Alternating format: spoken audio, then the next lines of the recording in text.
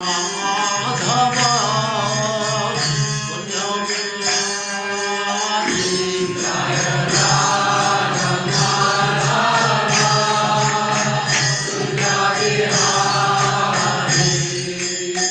गोपी जन वल्लभ गिरिवरधारी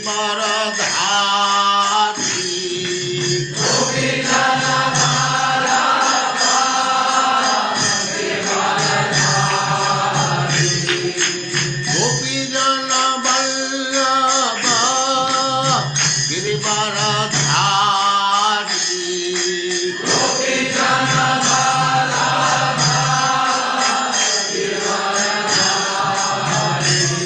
जय राधा माधव कुंज बिहारी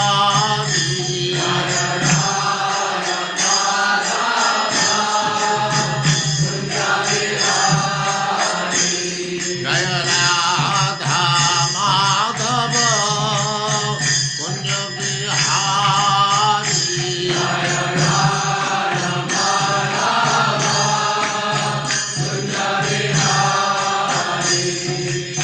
गोपी जन वल्लभ गिरिवरधारी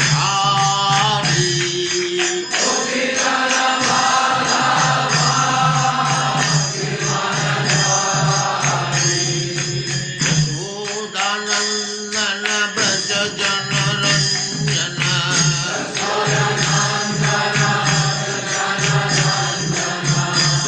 यशोदानंदन ब्रज जन रंजन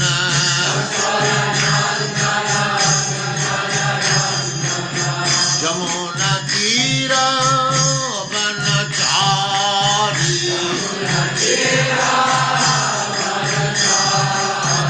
यमुना तीर वनचारी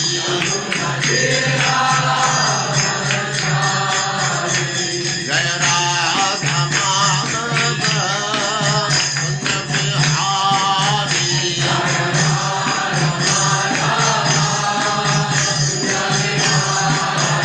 जय राधा माधव कुंज बिहारी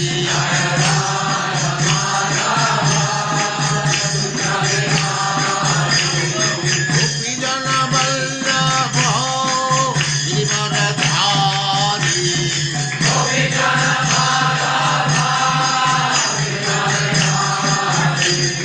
गोपी जन वल्लभ गिरिवरधारी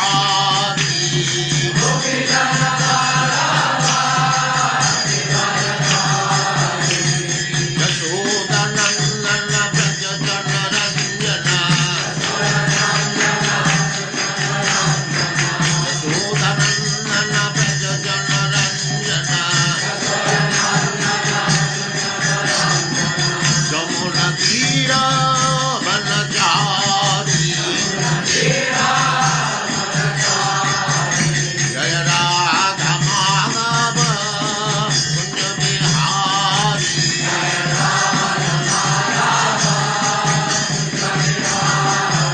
जय राधा माधव कुंज बिहारी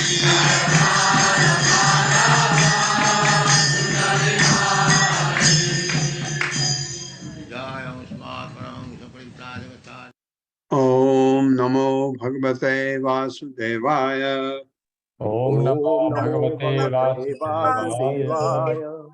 ओम नमो भगवते वासुदेवाय ओम नमो भगवते वासुदेवाय। ओम नमो भगवते वासुदेवाय ओम नमो भगवते वासुदेवाय।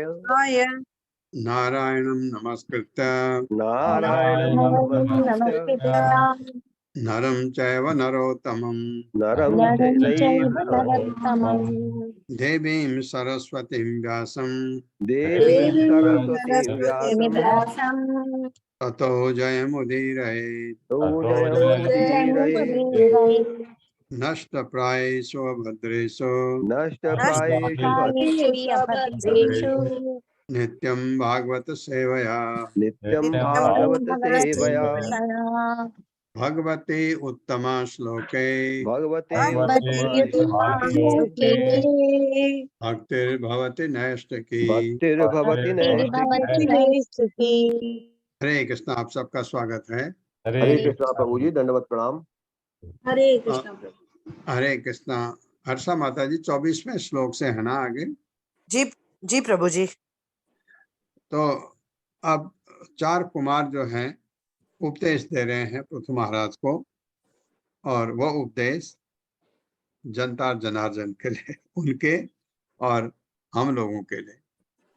अहिंसया पारमहंसचर्यया स्मृत्या मुकुंद आचरित अक्षय सीधुना यमैः कामैः नियमैः च अपि निंदया निरीहया द्वंद्व तितिक्षया च। मेरे साथ। अहिंसया पारमहंसचर्यया अहिंसया पारमहंसचर्यया स्मृत्या मुकुंद आचरित अक्षय सीधुना स्मृत्या मुकुन्दाचरितासीधुना धुना यमैः कामैः नियमैः च अपि निंदया नियमैरप्यनिन्दया निंदया निरीहया द्वंद्व तितिक्षया च। निरीहया द्वन्द्वतितिक्षया च। शब्दार्थ है अहिंसया, अहिंसा द्वारा, पारमहंसस्य चर्यया, महान आचार्यों के चरण चिन्हों का अनुसरण करने से, स्मृत्या स्मरण करने से, मुकुंद भगवान आचरित अक्षय उनकी लीलाओं का केवल प्रचार करने से, सीधुना अमृत से, यमय नियामक सिद्धांतों के पालन से, अकामय भौतिक आकांक्षाओं से विहीन, नियमय विधि विधानों का दृढ़ता से पालन करने से, च भी अपि निश्चय ही, अनिंदया निंदा किए बिना, निंदा बहुत खतरनाक, निरीहया सादा जीवन व्यतीत करते हुए, द्वंद्व द्वैत भाव, तितिक्षया सहिष्णुता से, च तथा आध्यात्मिक उन्नति के इच्छुक व्यक्ति को चाहिए, ये क्या चाहिए कि वह अहिंसक हो। अहिंसक उसी को नहीं कहते हैं जो मार्ग धारण नहीं करता। ये भी है, आप ये पहले हमने पढ़ा है, अगर हम अपने बच्चों को ये भगवान की शिक्षा नहीं देते हैं, स्पिरिचुअल नॉलेज नहीं देते हैं, वो बाद में मना करें लेने के लिए, वो बात अलग। अगर आपने उनको बचपन से ये शिक्षा नहीं दी तो उनके साथ अहिंसा किया, हिंसा किया आपने, वो भी हिंसा माना जाता है, क्योंकि वो उनका अधिकार है। भगवत ज्ञान प्राप्त करना बच्चों का अधिकार है। बच्चों को इससे लोग बचा के रखते हैं, कहीं बच्चा इस तरफ न चला जाए, तो वो उनके लिए हिंसा हो जाती है। तो अहिंसक हो, महान आचार्यों के पद चिन्हों का अनुगमन करे, भगवान की लीलाओं के अमृत का सदैव स्मरण करे, बिना किसी भौतिक कामना के यम नियमों का पालन करे, और ऐसा करते हुए दूसरों की निंदा न करे। भक्त को अत्यंत सादा जीवन बिताना चाहिए और विरोधी तत्वों की द्वैतता से विचलित नहीं होना चाहिए। विरोधी तत्व द्वैत, द्वंद्व होता है ना, द्वंद्व, दुख सुख, अच्छा बुरा, ये सब चीजें द्वंद्व में आती। विचलित नहीं होना चाहिए, उसे चाहिए कि वह उन्हें सहन करना सीखे। अपमान हो सहन करना सीखे, मान हो परवाह नहीं है ना, कोई आपको गाली करे परवाह नहीं, बिल्कुल कुछ इससे अपने को विचलित नहीं करना चाहिए। ठंडी आई विचलित नहीं कि ये आएगी, अब गर्मी भी आएगी, ये उसको सहना सीख लेता है, तो उसको त्रैताप नहीं सताते हैं भक्त को। मेरे साथ पढ़िए, आध्यात्मिक उन्नति के इच्छुक व्यक्ति को चाहिए कि चाहिए कि वो अहिंसक हो, वो अहिंसक हो, महान आचार्यों के पद चिन्हों का अनुगमन करे। महान महान आचार्यों के आचार्यों के पद चिन्हों चिन्हों का का अनुगमन करे। अनुगमन करे। भगवान की लीलाओं के अमृत का भगवान की लीलाओं के अमृत का सदैव स्मरण करे। सदैव सदैव स्मरण करे। स्मरण करे। हाँ, अब आपने इतनी बढ़िया लीलाएं पढ़ी हैं, कहाँ से? स्वयंभू मनु से लेकर के देवहूति, कर्दमा मुनि और कपिल भगवान से उसको स्मरण करिए। वो अमृत था, अमृत जो हमने पढ़ा, सदैव स्मरण करे, बिना किसी भौतिक कामना के, बिना किसी भौतिक कामना के यम नियमों का पालन करे। नियम नियमों का पालन करे। पालन करे। हाँ, ये मतलब क्या चीज करनी है, क्या अकरणी है, ये दिया हुआ है, उस हिसाब से उस चीज का पालन करें। और ऐसा करते हुए दूसरों की निंदा न करे। दूसरों की निंदा न करे। हाँ, ये वैसे भी ये आदत बहुत खराब होती है, निंदा करना। और दूसरा आपको बताता हूँ, दूसरे में कमी निकालना वो उससे भी खराब है। तो इसकी तरफ ये आदत होती है हम लोगों में, और ये आदत बहुत ज्यादा जिनमें होती है उनको ये आदत भगानी पड़ेगी, ये आदत को निकालना पड़ेगा। ये आदत आप भक्ति करें ना करें, ये आदत वैसे भी खराब है। ये आदत आप में नहीं है तो आप अच्छे लोगों में गिने जाते हैं, क्योंकि हमको अच्छा तो बनना ही चाहिए। भक्त को अत्यंत सादा जीवन बिताना चाहिए। भक्त को अत्यंत सादा जीवन बिताना चाहिए। और विरोधी तत्वों की द्वैतता से विचलित नहीं होना चाहिए। द्वैतता से विचलित नहीं होना चाहिए। उसे चाहिए कि वो उन्हें सहन करना सीखे। उसे चाहिए कि उन्हें सहन करना सीखे। तात्पर्य माता जी। हरे कृष्ण पल्लवी माता जी। हरे कृष्णा माता जी। हरे कृष्णा प्रभु जी। तात्पर्य श्रील प्रभुपाद जी द्वारा। श्रील प्रभुपाद जी की जय। भक्त वास्तव में साधु पुरुष होते हैं। साधु अथवा भक्त का पहला गुण अहिंसा है। जो लोग भक्ति पथ में चलने या भगवान के धाम वापस जाने की इच्छुक है, उन्हें पहले अहिंसा का अभ्यास करना चाहिए। साधु को तितिक्षवः कारुणिका भागवत 3.25.21 में कहा गया है। भक्त को सहिष्णु एवं अन्यों के प्रति अत्यंत दयालु होना चाहिए। उदाहरणार्थ, यदि उसे कोई चोट लगे तो उसे सह लेना चाहिए, किंतु यदि किसी अन्य को चोट लगे तो भक्त को यह सह्य नहीं होता है। सारा संसार हिंसा से पूर्ण है, अतः भक्त का पहला कार्य है कि वह इस हिंसा को रोके जिसमें पशुओं का वध सम्मिलित है। भक्त न केवल मानव समाज का अपितु समस्त जीवों का मित्र होता है, क्योंकि वह समस्त जीवात्माओं को भगवान की संतानों के रूप में देखता है। वह केवल अपने को ईश्वर का पुत्र बताकर तथा अन्यों को यह समझकर कि उनमें आत्मा नहीं है, मारे जाने नहीं देता। भगवान का भक्त कभी भी ऐसे विचारधारा का पोषक नहीं होता। सुहृदः सर्वदेही नाम। असली भक्त समस्त जीवात्माओं का मित्र होता है। भगवत गीता में श्री कृष्ण ने अपने को जीवों की समस्त योनियों का पिता कहा है। फलतः श्री कृष्ण का भक्त सबों का मित्र होता है। यद्यपि यही अहिंसा कहलाती है।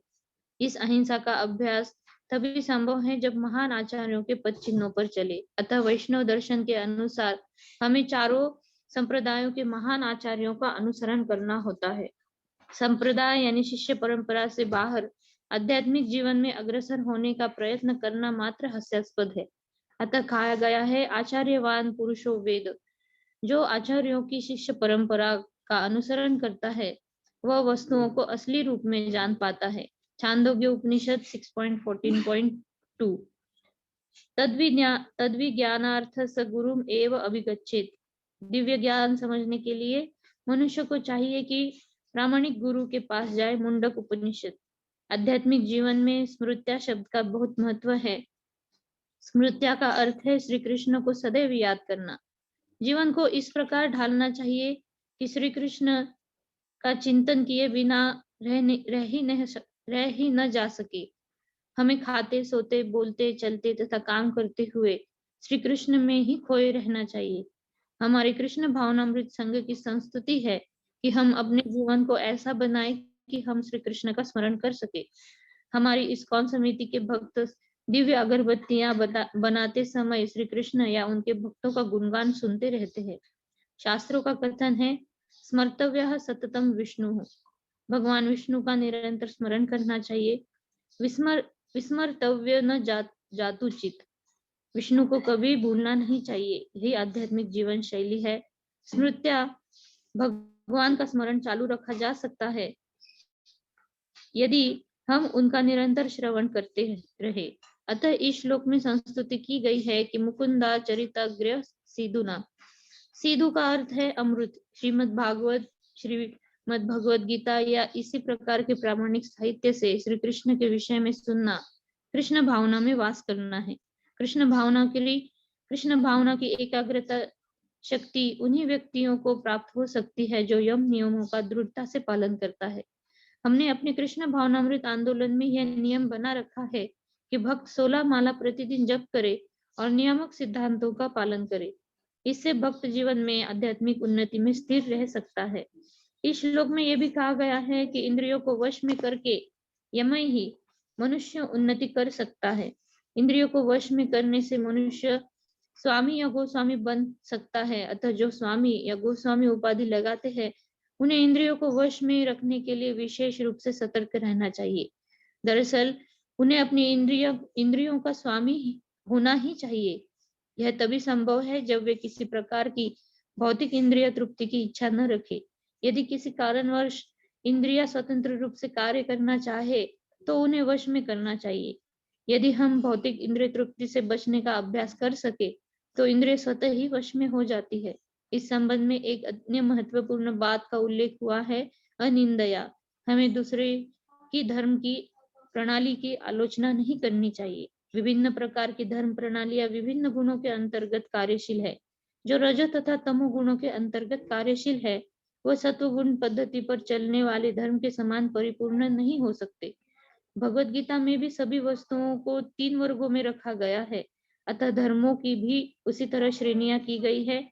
जब लोग रजो तथा तमो गुणों के अधीन होंगे तो उनकी धर्म पद्धति भी उसी तरह की होगी। भक्त इन पद्धतियों की आलोचना न करके अपने अनुयायियों को अपने सिद्धांतों में दृढ़ रहने के लिए प्रोत्साहित करता है, जिससे वे क्रमशः सात्विक धर्म के पद को प्राप्त कर सके।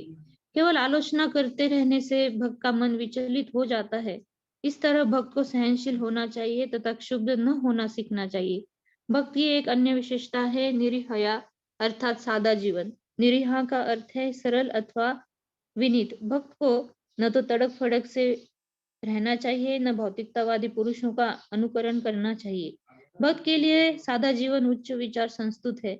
उसे उतना ही स्वीकार करना चाहिए जितने से शरीर स्वस्थ रहकर भक्ति कर सके। आवश्यकता से अधिक न तो खाए और न सोए। वह जिंदा रहने के लिए भोजन करे, न कि भोजन करने के लिए जिंदा रहे। वह प्रतिदिन 6-7 घंटे सोए। ये ही भक्तों के लिए नियम है जिनका पालन होना चाहिए। जब तक शरीर है तब तक भौतिक जीवन के 3 प्रकार के ताप सताते रहेंगे। हम उनसे बच नहीं सकते। हमें कभी कभी नवदीक्षित भक्तों के पत्र प्राप्त होते हैं कि श्री कृष्ण भक्ति करते रहने पर भी वे बीमार क्यों पड़ते हैं। उन्हें इस श्लोक से शिक्षा ग्रहण करनी चाहिए कि उन्हें सहिष्णु बनना होगा। द्वंद्व तितिक्षया, यह संसार द्वैतपूर्ण है। मनुष्य को यह नहीं सोचना चाहिए कि चूंकि वह बीमार हो गया है अथवा वह कृष्ण भावनामृत से भ्रष्ट हो गया है। कृष्ण भक्ति बिना किसी भौतिक विरोध के या बाधा के चलती रहती है। अतः श्री कृष्ण ने भगवत गीता 2.14 में यह उपदेश दिया है, तान तितिक्षस्व भारत। हे अर्जुन, तुम सारी अड़चनों को सहो, तुम कृष्ण भक्ति के कार्यों में स्थिर हो। हरे कृष्णा माता जी, बहुत धन्यवाद। बहुत इसमें यम नियम, ये नियम जो है ये हम इसका पालन करते हैं। कृष्ण भावनामृत में नियम कुछ हैं जो आपको फॉलो करने पड़ते हैं। आपको 16 माला जपनी है, आपको सुबह उठना है, सुबह उसके लिए सुबह, क्योंकि बहुत जब उठने में देर हो जाती तो आपके माला में बहुत दिक्कत, क्यों? क्योंकि घर का काम शुरू हो जाता है। अगर आप उठे 6 बजे, 6 बजे उठे तो 6 बजे उठने से घर का काम शुरू हो जाता है। सब लोग उठना शुरू करते हैं और आपको घर साफ करना है, ये करना है, वो करना है, नाश्ता बनाना है, ये सब शुरू हो जाता है। तो इसलिए 6 बजे उठने से आपको तकलीफ होती है। अगर आप नियम बना लें कि आप 4 बजे उठेंगे, एक तो 4 बजे उठे, आपको क्या होगा, रात को नींद जल्दी आ जाएगी। आप जितना जल्दी सो सकते हैं रात को, 9 बजे कहते हैं हम, घरों में कभी-कभी 9 बजे मुश्किल होता है, लेकिन कोई अगर 12 बजे सोता है, उसके लिए आपको वेट करने का ज़रूरत नहीं। वह भले ही आपका बहुत ही क्लोज़ क्यों ना हो। आपको आपने सब काम कर दिया, अपना काम खत्म किया और उसके बाद एकदम सो जाइए। 9 बजे सोएंगे तो आपको 4 बजे उठने में कतई कोई आपकी नींद वैसे ही खुल जाएगी, क्योंकि आपकी नींद पूरी हो जाती है। और 9 से 12 बजे की नींद बहुत अच्छी मानी जाती है। तो 9 अगर नहीं भी हुआ, 9:30 हो गया, 10 के बाद तो सवाल ही नहीं होता। 10 से पहले सो जाना चाहिए और सुबह आप 4 बजे उठिए। 4 बजे उठेंगे सुबह तो आपके लोगों के उठने तक माला या तो कंप्लीट हो जाएगी या 2-4 ही बचे होंगे। और उसके बाद आप भगवान की आरती वगैरह तो नहा के पहले करके जप किए। जप करने के बाद जब आपको लगा अब लोग उठने लग गए हैं घर वाले, तो आप फिर तैयारी करते हैं। जिसके बच्चे स्कूल जाने वाले हैं, बच्चों के लिए नाश्ता करना है, बस्ता बनाना है, जो काम है उसमें आप बिजी हो जाते हैं। और अगर उस टाइम उठते हैं तो माला तो करने का सवाल ही नहीं होता, क्योंकि बच्चों को स्कूल जाना है, तो आपको पहले वो काम करना है। इसलिए वो अपने लिए वो टाइम निकालिए पहले सोने का, ताकि आप बच्चों को टाइम से स्कूल भेज सकें। उनका नाश्ता डब्बा जो भी करना है वो बहुत हेक्टिक होता हो, सुबह बिल्कुल वॉर फुटिंग पर काम होता है। तो ये नियम हमने बना लिया। दूसरा नियम, कभी भी बिना नहाए भगवान की आरती लिए, अगर आप भगवान की आरती नहीं भी करते हैं, बिना नहाए हुए कभी भी प्रसाद मत लीजिए। ये नियम बना लीजिए एक, आपके ये हमेशा काम आते हैं, भौतिक जीवन में भी ये काम आते हैं। कुछ लोग उठेंगे 7 बजे, पहले उनको चाय बिस्कुट वगैरह कुछ खाते हैं, कभी मत करिए ये। मुंह में कुछ डालिए ही नहीं बिना नहाए हुए। पहले नहा धो करके और आप भगवान के मंदिर में जाके हाथ तो जोड़िए कम से कम। शुरुआत, जो लोग पूजा करते हैं वो तो बहुत अच्छी बात है, जो नहीं कर रहे हैं कम से कम इतना करिए। वहाँ दीपक जला हुआ है, नहीं भी जला है तो भी भगवान को माथा टेक के आइए, उसके बाद आप नाश्ता करिए। एक ये नियम होता है, ये नियम बनाइए। इन नियम से आपकी हेल्थ भी ठीक रहती है। आप दूसरा, नाश्ता किया, रास्ते में किसी ने कुछ कहा कि ये प्रसाद है, ले लो, थोड़ा सा लीजिए, ज्यादा आपको खाना नहीं, क्योंकि आप नाश्ता कर चुके हैं। इस चीज का ध्यान रखिए। नाश्ता हो गया, लंच हो गया, डिनर, इसके बीच में अडरम बडरम मत खाइए, बिल्कुल जरूरत नहीं है। जहां जरूरत हो जाती है उसी हिसाब से अपना डिनर कम करिए। डिनर तो जितना कम हो सकता है उतना कम, क्योंकि रात को खाने के बाद हम सो जाते हैं और वो खाना डाइजेस्ट करना बड़ा मुश्किल होता है। इसलिए रात का खाना जितना जल्दी खा सकते हैं, ये आध्यात्मिक बात नहीं कर रहा हूं मैं। अगर आपका रात का खाना और सोने के बीच में गैप होना चाहिए, ये जरूरी है आपके हेल्थ के लिए। ये नियम है, ये नियम तो ये तो जो इसमें नियम दिए हैं ये तो आध्यात्मिक है, ये आध्यात्मिक है। नियम का पालन करने से आपकी लाइफ बिल्कुल डिसिप्लिन्ड हो जाती है, वो बहुत जरूरी है। डिसिप्लिन, अनुशासन होना लाइफ में बहुत जरूरी है। तो इसमें सारे दिया है कि क्या क्या आपको करना है, क्या क्या चीज नहीं करनी है, क्या करनी है, क्या अकरनी है, उसका ध्यान रखते हुए आपको ये चीज करना चाहिए। कभी ये प्रभुपाद ने बहुत अच्छा लिखा है कि मैं सोच रहा था लोगों की निंदा, उन्होंने कहा कि धर्म की भी, आप जैसे कृष्ण भावनामृत को फॉलो कर रहे हैं, ये हमारे 4 संप्रदाय हैं। हर संप्रदाय का तो रेस्पेक्ट आप करेंगे ही, वो तो कोई बात नहीं। आपको लगा अरे कोई तो देवताओं की पूजा में लगे हैं, मतलब रजोगुण तमोगुण में कोई कर रहे हैं, निंदा नहीं करना। कुछ तो कर रहे हो, निंदा नहीं करना। हाँ, वो आपके पास आते हैं, आप उनको समझाइए, भक्ति क्या है ये समझा दीजिए, और ज्यादा तर्क वितर्क नहीं। वो कहेंगे नहीं इसमें तो ये अच्छा है, कहेंगे ठीक है, हरे कृष्णा, आप अपना मार्ग पकड़िए, मैं अपने मार्ग में खुश हूँ। गुस्सा नहीं, सहिष्णुता, सहनशीलता बहुत ही जरूरी है लाइफ में, बहुत ही जरूरी। सहनशीलता हमें अवश्य होनी चाहिए, अहिंसा होनी चाहिए, सब चीज इसमें जो बताए हैं इनका हमारे जीवन में बहुत ही उपयोग है। तो 4 कुमार इतनी अच्छी शिक्षा दे रहे हैं पृथु महाराज को। हरे मुहुः तत्पर कर्ण पूरा गुणा गुणा गुण अभिधानेन विजृंभमाणया भक्त्या हि संगः सद असति न सद असति अनात्मनि सद असति अनात्मनि स्यात् निर्गुणे ब्रह्मणि च अंजसा रतिः। मेरे साथ पढ़िए।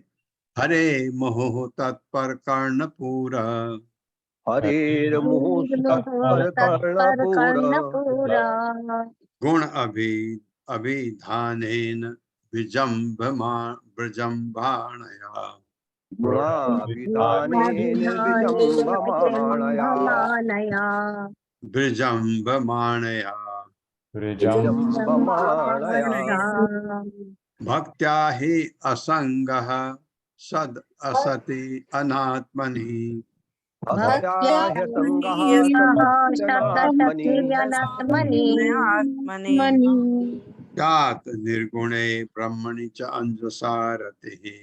चानिर्गुणे ब्रह्मणि चायन्तचारति। शब्दार्थ है हरे भगवान के, मुहुः निरंतर, तत्पर भगवान के संदर्भ में, कर्णपुर कान का आभूषण, गुण अभिधानेन दिव्य गुणों की विवेचना से, विजृंभमाणया कृष्ण चेतना भक्ति को बढ़ाने से, भक्त्या भक्ति से ही निश्चय ही असंग अदूषित सत असति भौतिक जगत, अनात्मनि आत्मनि आध्यात्मिक ज्ञान का उल्टा, अनात्मनि शायद होना चाहिए निर्गुणे अध्यात्म में, ब्रह्मणि परमेश्वर में, च तथा अंजसा सरलता पूर्वक रति ही आकर्षण।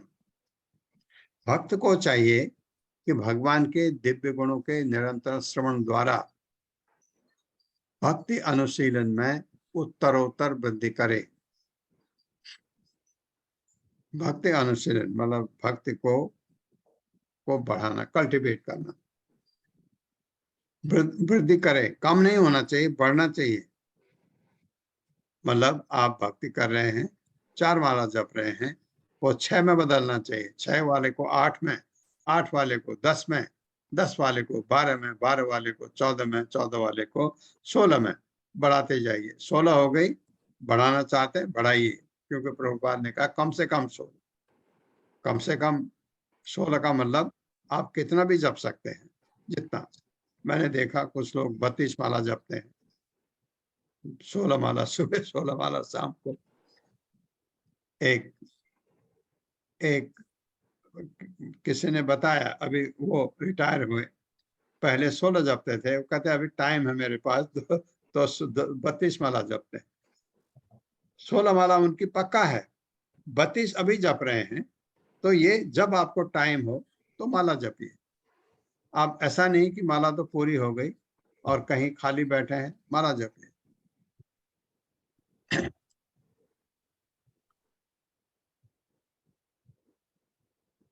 भक्त को चाहिए कि भगवान के दिव्य गुणों के निरंतर भगवान के दिव्य गुणों के निरंतर श्रवण द्वारा श्रवण द्वारा भक्ति अनुशीलन में उत्तरोत्तर वृद्धि करे। भक्ति अनुशीलन में उत्तरोत्तर वृद्धि करे। ये लीलाएं भक्तों के कानों के आभूषण सदृश हैं। ये लीलाएं भक्तों के कानों के आभूषण सदृश है। वाह, क्या बढ़िया बात कही। कानों में आप लगाते हैं, जो कानों में बालियां वगैरह जो भी लगाते हैं, उनसे भी ज्यादा अच्छा आभूषण है अगर कान में भगवान के बारे में सुन रहे हैं। भक्ति करने तथा भौतिक गुणों को भक्ति करने तथा भौतिक गुणों को पार करने से मनुष्य सहज ही अध्यात्म में मनुष्य सहज ही अध्यात्म में यानी भगवान में स्थिर हो सकता है। भगवान में स्थिर हो सकता है। हाँ, भक्ति करने से भौतिक गुणों को अगर आपने पार कर लिया, फिर तो आप शुद्ध सत्व में, फिर तो आपका पतन हो ही नहीं सकता। तात्पर्य माता जी। हरे कृष्णा। संतोषी गुप्ता माता जी। हरे कृष्ण प्रभु जी, सादर प्रणाम। हरे कृष्ण सभी को। श्रील प्रभुपाद जी की जय। श्रील प्रभुपाद जी के द्वारा तात्पर्य इस श्लोक का विशेष उल्लेख श्रवण द्वारा भक्ति की पुष्टि हेतु किया गया है। भक्त पूर्ण पुरुषोत्तम भगवान की लीलाओं या इनसे संबंध विषयों के अतिरिक्त और कुछ नहीं सुनना चाहता। हम सिद्ध पुरुषों से भगवत गीता तथा श्रीमद् भागवत सुनकर अपनी भक्ति की प्रखरता को बढ़ा सकते हैं। हम सिद्ध पुरुषों से जितना ही अधिक सुनेंगे, भक्ति में उतना ही अग्रसर होंगे, और जितना ही हम भक्ति के क्षेत्र में आगे बढ़ेंगे, उतना ही भौतिक जगत से विरक्त होते जाएंगे। जैसा कि भगवान चैतन्य महाप्रभु ने उपदेश दिया है कि हम जितना ही भौतिक जगत से विरक्त होंगे, उतना ही भगवान के प्रति आसक्ति में वृद्धि होगी। अतः जो भक्त भक्ति में सतत प्रगति करना तथा भगवान के धाम को जाना चाहता है, उसे सारे इंद्रिय सुख तथा ऐसे व्यक्तियों की संगति त्याग देनी चाहिए जो धन तथा इंद्रिय तृप्ति के पीछे दीवाने रहते हैं। यही भगवान चैतन्य महाप्रभु का उपदेश है। निष्किंचनस्य भगवत भजनो न मुखस्य पारं परं जगमीशोर्भवसागरस्य संदर्शनं विषयिणाम् अथ योषिता च हा हंत विश्वभक्षणतो साधु। इस श्लोक में आए हुए ब्रह्मणी शब्द की टीका निर्विशेषवादियों अथवा भागवत के कथावाचकों ने की है, जो जन्मना जाति प्रथा के समर्थक हैं। उनके अनुसार ब्रह्मणी का अर्थ निर्गुण निराकार ब्रह्म है, किंतु भक्त्या तथा गुणाभिधानेन शब्दों के प्रसंग में ऐसा अर्थ नहीं निकाला जा सकता। निर्विशेषवादियों के अनुसार निर्गुण ब्रह्म दिव्य गुणों से संपन्न नहीं होता। अतः हमें ब्रह्माणी का अर्थ भगवान में ग्रहण करना चाहिए, जैसा कि अर्जुन ने भगवद गीता में स्वीकार किया है। श्री कृष्ण ही भगवान है। अतः जहाँ कहीं भी ब्रह्म शब्द आया है, वह श्री कृष्ण के लिए प्रयुक्त है, निर्गुण ब्रह्म तेज के लिए नहीं। ब्रह्मोति परमात्मेति भगवानिति शब्दते। ब्रह्म, परमात्मा तथा भगवान, इन सबको ब्रह्म माना जा सकता है, किंतु जहाँ भक्ति शब्द का प्रसंग आए या दिव्य गुणों के स्मरण का उल्लेख है, तो यह भगवान का घोतक होगा, निर्गुण ब्रह्म का नहीं। धन्यवाद प्रभु जी। हरे कृष्णा। ये समझ लेना चाहिए, ये क्या है, भगवान की बात है, ब्रह्म की भी बात हो रही है। अगर जो निर्विशेषवादी ब्रह्म की में अपने को लीन करना चाहते हैं, उसकी भी बात हो रही है, जहाँ हमें सिर्फ ध्यान देना है भगवान की तरफ। क्योंकि अगर हम निर्विशेषवाद में नहीं हैं, तो हम भक्ति में हैं। हम तो भक्ति की बात करते हैं, भगवद गीता भागवतम भक्ति की बात करती है, तो भक्ति में हमको भगवान की आराधना करनी है। इस चीज का ध्यान रहे। और अगर कोई निर्विशेषवादी है, उस मार्ग पर चल रहा है, उससे निंदा नहीं करनी है, क्योंकि वो भी भक्ति करते हैं और अंततो गत्वा भगवान ने कहा है वो मुझे प्राप्त करते हैं। यदा रति ब्रह्मणि नैष्ठिकी पुमान आचार्यवान ज्ञान विराग रंभसा दहति अवीर्यम हृदयं जीवकोशम पंचात्मकम योनिम इव उत्थितो अग्नि। मेरे साथ, यथा रति ब्रह्मणि नैष्ठिकी पुमान, यदा रतिब्रह्मणि पुमान् आचार्यवान ज्ञान विराग हरन हसा, आचार्यवान् ज्ञान विराग दहति अवीर्यं हृदयं जीवकोशम, दहत्यवीर्यं हृदयं जीवकोशम् पंचात्मकम योनिम इव उत्थितो अग्नि। पंचात्मकं योनिमिव अग्निः।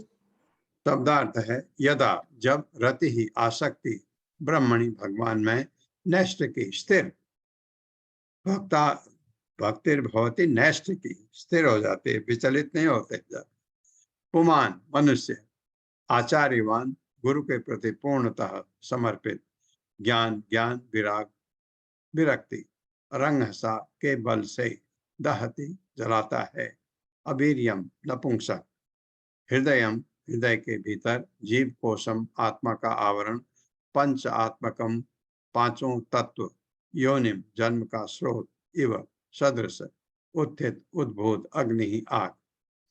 गुरु की कृपा से तथा ज्ञान एवं विराग के जागृत होने से भगवान के प्रति आसक्ति में स्थिर हो जाने पर जीवात्मा जो शरीर के अंतस्थल में स्थित तथा पांचों तत्वों से आच्छादित है, अपने भौतिक परिवेश को उसी प्रकार जला देता है जिस प्रकार काष्ठ से उत्पन्न अग्नि काष्ठ को ही भस्मसात कर देती है।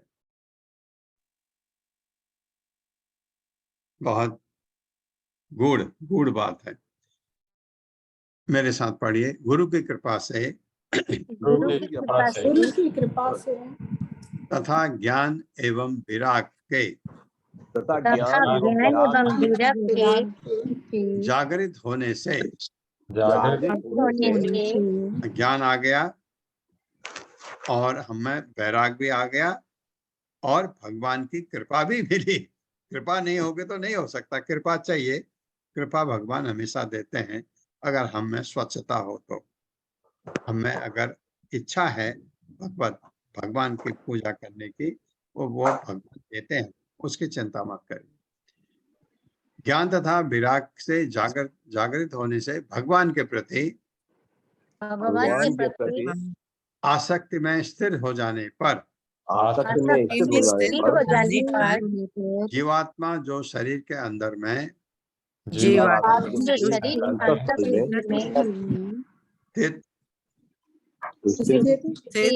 शरीर के अंदर स्थित है ना जीवात्मा, तथा पांच तत्वों से आच्छादित है,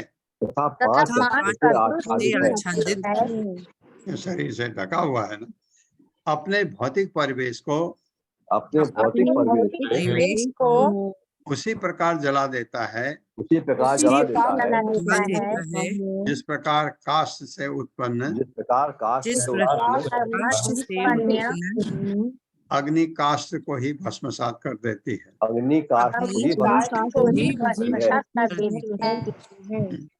आप लकड़ी जलाते हैं और वो आग लकड़ी को ही खा जाती है।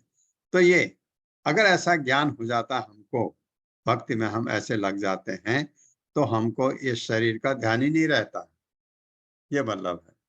तो भस्मसात करने का मतलब वो अपने को शरीर मानता ही नहीं, फिर ये मतलब है, तात्पर्य।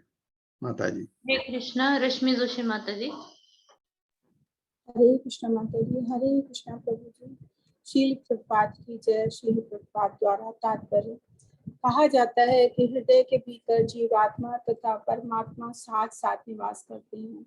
वेदों का कथन है, हृदय है आत्मा, आत्मा तथा परमात्मा दोनों हृदय के भीतर वास करते हैं। जीवात्मा का उद्धार तब होता है जो भौतिक हृदय से बाहर निकल आता है अथवा हृदय को स्वच्छ करके आध्यात्मिक बना देता है। यहाँ पर दिया गया दृष्टांत अत्यंत उपयुक्त है। योनिम अग्नि काष्ठ से उत्पन्न हो जाती है तो तो ये काष्ठ को ही पूर्ण रूप से जला देती है।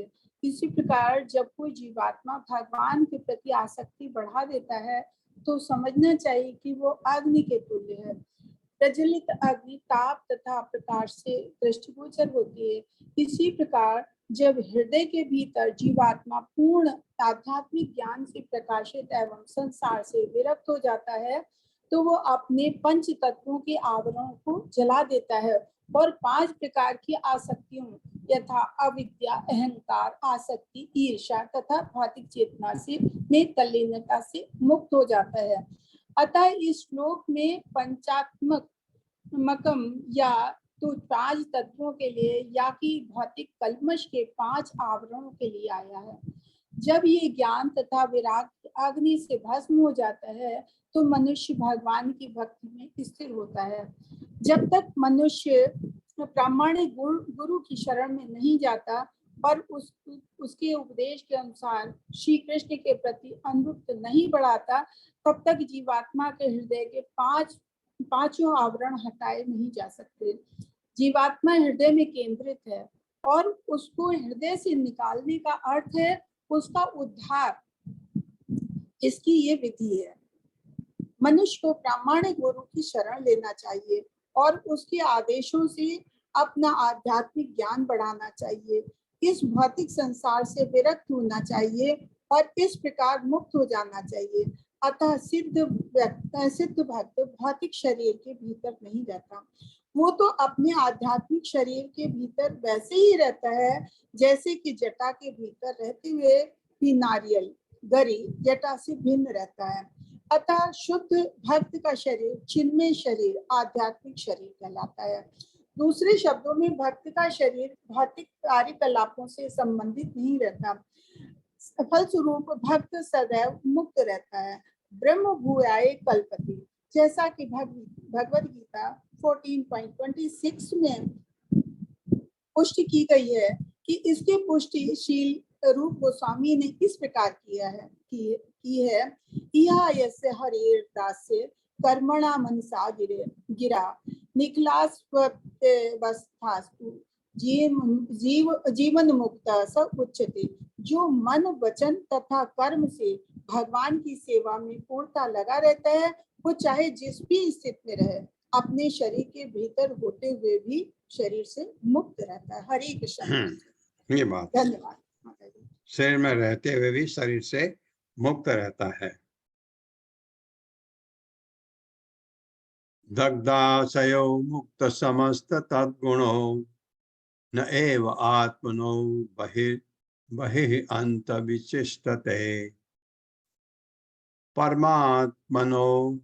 परमात्मनो यद् व्यवधानं पुरस्तात् स्वप्ने यथा पुरुषः तद्विनाशये।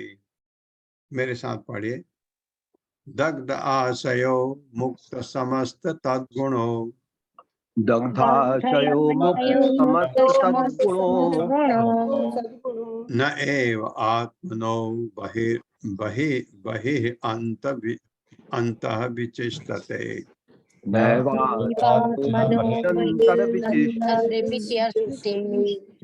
परमात्मनो यद् व्यवधानं पुरस्तात्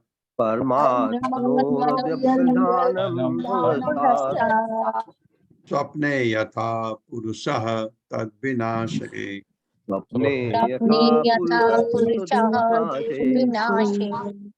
शब्दार्थ है दग्ध आशय समस्त इच्छाओं का जल जाना, मुक्त समस्त सभी तद्गुण द्रव्य के संबंध में गुण ना नहीं एवं निश्चय ही आत्मा परमात्मा बहि बाह्य अंतः आंतरिक विचस्ते कार्य से परात्मनो परमात्मा का यत जो व्यवधानम अंतर पुरस्तात् मानो प्रारंभ में हो स्वप्न में यथा जिस प्रकार पुरुष व्यक्ति तत्व विनाशे समाप्त होते हुए।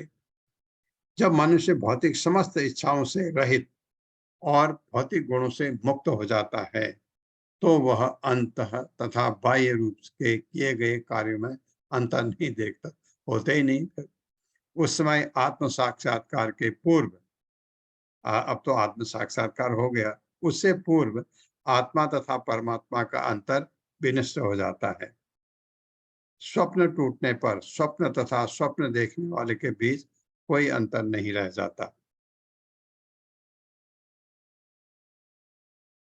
मेरे साथ पढ़िए। जब मनुष्य भौतिक समस्त इच्छाओं से रहित जब जब मनुष्य मनुष्य समस्त भौतिक इच्छाओं से रहित और भौतिक गुणों से मुक्त हो जाता है, और भौतिक गुणों से मुक्त हो जाता है, तो वह अंतः तथा बाह्य रूप से तो तथा बाह्य रूप से किए गए कार्यों में अंतर नहीं देखता है। किए गए कार्यों में अंतर नहीं देखता है। उस समय आत्म साक्षात्कार के पूर्व उस विद्यमान समय आत्म साक्षात्कार के पूर्व विद्यमान आत्मा तथा परमात्मा का अंतर विनष्ट हो जाता है। आत्मा तथा परमात्मा का अंतर विनष्ट हो जाता है। स्वप्न टूटने पर स्वप्न टूटने पर स्वप्न तथा स्वप्न देखने वाले के बीच कोई अंतर नहीं रह जाता। स्वप्न तथा स्वप्न देखने वाले के बीच कोई अंतर नहीं रह जाता। हाँ, इसी प्रकार से आत्मा परमात्मा के अंतर नहीं रह जाता। ये बता रहे प्रभुपाद से सुनते हैं क्या कहते हैं। तात्पर्य माता जी। हरे कृष्णा गोपाल झा प्रभु जी। हरे कृष्णा माता जी, हरे कृष्णा प्रभु जी, दंडवत प्रणाम। तात्पर्य श्री प्रभुपाद जी की जय। श्री प्रभुपाद जी के द्वारा जैसा कि श्री रूप गोस्वामी ने कहा है, अन्याभिलाषिता शून्यम, मनुष्य को समस्त भौतिक इच्छाओं से रहित होना चाहिए। समस्त इच्छाओं से रहित हो जाने पर कार्तिक चिंतन या सकाम कर्म की आवश्यकता नहीं रह जाती है। इसी अवस्था में यह समझना चाहिए कि वह भौतिक देह से मुक्त है। इसका उदाहरण पहले ही दिया जा चुका है कि सुखी गड़ी नारियल की जटा से पृथक हो जाती है, यह मुक्ति की अवस्था है। जैसा कि श्रीमद् भागवतम 2.10.6 में कहा गया है कि मुक्ति का अर्थ है स्वरूपेण व्यवस्थितः, अपनी स्वाभाविक वैधानिक स्थिति में रहना। जब तक देहात्म बुद्धि रहती है तब तक सभी भौतिक इच्छाएं पीछे नहीं छोड़ती, किंतु जब मनुष्य यह अनुभव कर लेता है कि वह भगवान श्री कृष्ण का शाश्वत दास है तो इसकी इच्छाएं भौतिक नहीं रहती। भक्त इसी चेतना से कार्य करता है। दूसरे शब्दों में, जब शरीर से संबंधित भौतिक इच्छाएं समाप्त हो जाती है तो मनुष्य वास्तव में मुक्त हो जाता है। जब मनुष्य भौतिक गुणों से मुक्त हो जाता है तब वह अपनी व्यक्तिगत इंद्रिय तृप्ति के लिए कुछ भी नहीं करता। फिर आगे वह जो कुछ भी करता है वह निरपेक्ष स्तर पर होता है। बद्ध अवस्था में दो प्रकार के कर्म होते हैं। मनुष्य शरीर के लिए कार्य करता है किंतु साथ ही वह मुक्त होने हेतु भी कार्य करता है। जब भक्त समस्त भौतिक इच्छाओं या भौतिक गुणों से मुक्त हो जाता है तब वह शरीर तथा आत्मा के लिए कर्म या द्वैतात से परे हो जाता है। तब देहात्म बुद्धि समाप्त हो जाती है। इसलिए श्री रूप गोस्वामी कहते हैं, इहा यस्य हरेर दास्ये कर्मणा मनसा गिरा निखिला स्वप्यवस्थासु जीवन मुक्त स्व उच्यते। जब मनुष्य श्री भगवान की सेवा में पूर्ण रूप से संलग्न होता है तो वह जीवन की किसी भी अवस्था में मुक्त रहता है। वह जीवन मुक्त अर्थात इस भौतिक शरीर में रहते हुए भी मुक्त कहलाते हैं। ऐसी मुक्त अवस्था में इंद्रिय तृप्ति के लिए किए गए कार्यों तथा मुक्ति के लिए किए गए कार्यों में कोई अंतर नहीं रह जाता है। जब मनुष्य इंद्रिय तृप्ति की इच्छाओं से मुक्त हो जाते हैं तो उस पर शोक या मोह के फलों का कोई प्रभाव नहीं पड़ता। कर्मियों तथा ज्ञानियों द्वारा किए गए कर्मों से शोक तथा मोह उत्पन्न होता है, किंतु स्वरूप सिद्ध पुरुष जो केवल श्री भगवान के लिए ही कर्म करता है उन्हें अनुभव नहीं करता। यह एकात्म की दशा है अथवा श्री भगवान के अस्तित्व को तदात्कार होना है।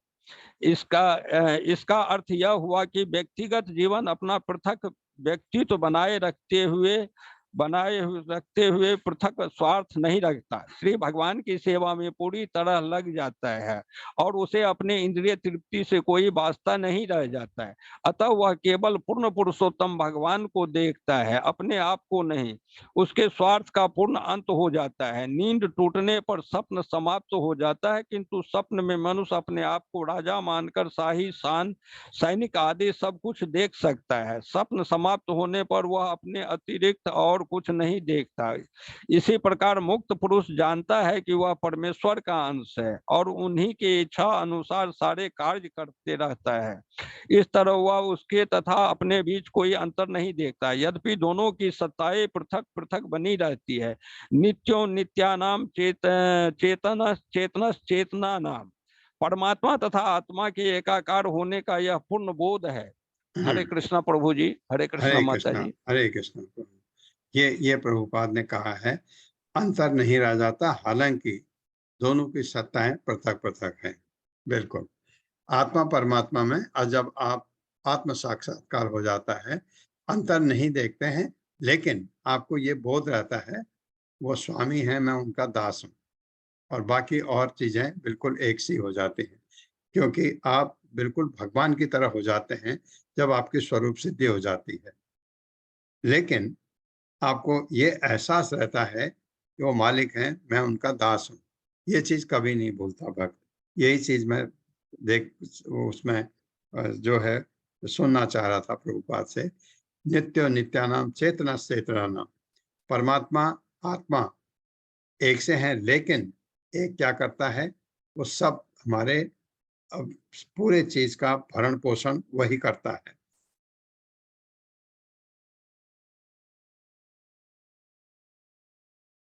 एक और हो सकता है, आत्मानम इंद्रियार्थम च हमेशा पढ़ना पड़ता है साथ में।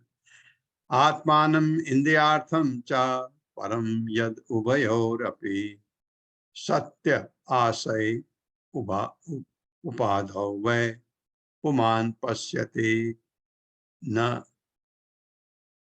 अन्यथा होना चाहिए। हाँ, अन्यथा। मेरे साथ पढ़िए, आत्मानम इंद्रियार्थम च आत्मानमिन्द्रियार्थं च परम यद उभयोरपि परमयोरपि सत्य आशय उपाधौ वै सत्याशयोपाधौ वै पुमान पश्यति न अन्यथा। पुमान् पश्यन्त्यन्यथा। शब्दार्थ है, आत्मानम आत्मा, इंद्रिय अर्थम इंद्रिय तृप्ति हेतु च तथा परम दिव्य यत जो उभयो दोनों अपि निश्चय ही सति स्थित होकर आशय भौतिक इच्छाएं उपाधव उपाधि या नाम वह निश्चय ही पुमान मनुष्य पश्यति देखता है, न अन्यथा नहीं। जब आत्मा इंद्रिय तृप्ति के हेतु रहता है तो नाना प्रकार की इच्छाएं उत्पन्न करता है। जब इंद्र तृप्ति है तो फिर इंद्रियां तो क्या क्या नहीं चाहती, जिसके कारण उसको उपाधियां दी जाती हैं।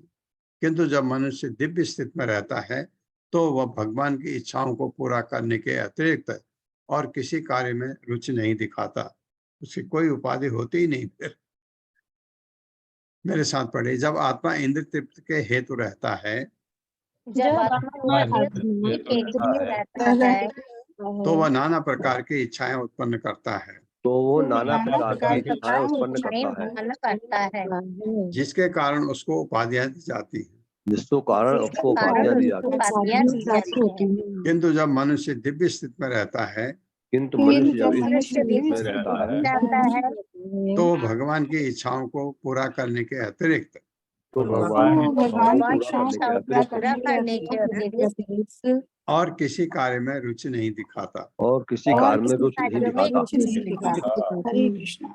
हाँ, आपको याद आ रहा होगा माधवेंद्रपुरी भगवान की इच्छाओं के लिए कर रहे थे सब कुछ। तात्पर्य माता जी।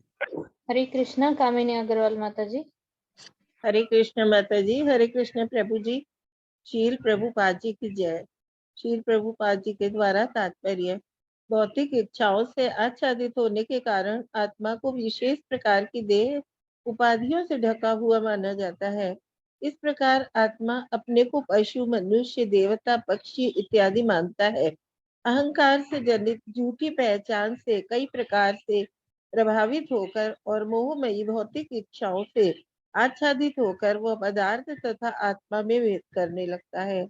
जब मनुष्य इस प्रकार के भेदभाव से रहित होता है तो पदार्थ तथा आत्मा में कोई अंतर नहीं रह जाता।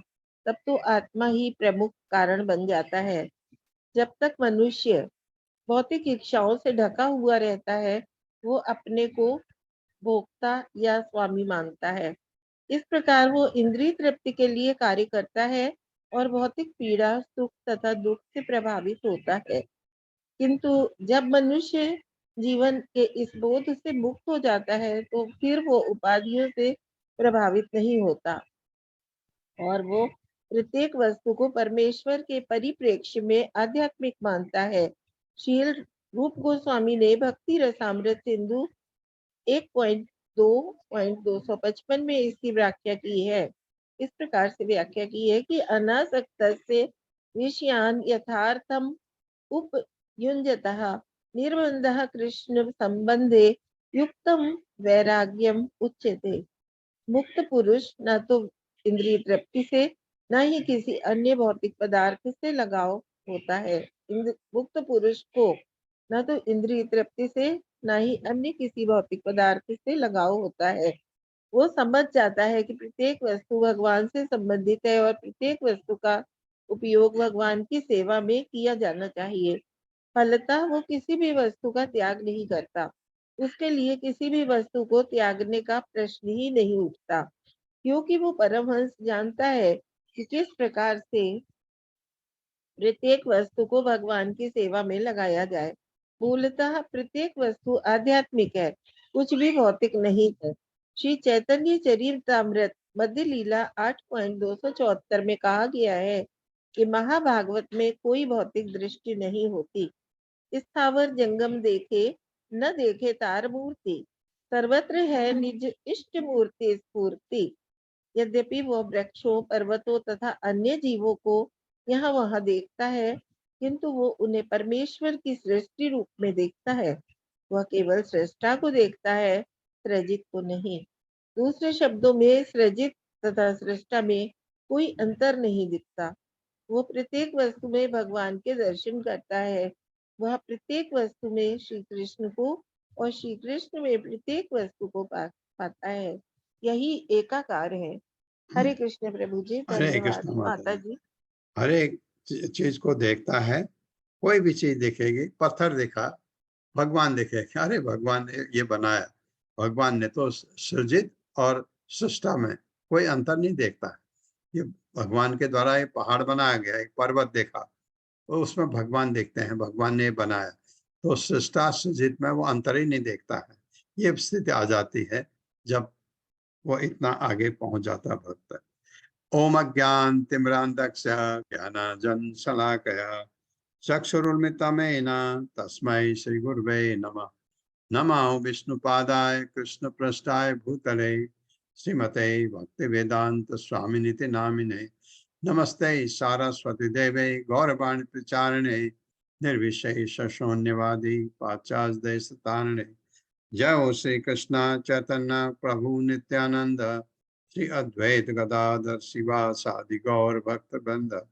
हरे कृष्णा कृष्ण कृष्णा हरे हरे, हरे राम राम राम हरे हरे।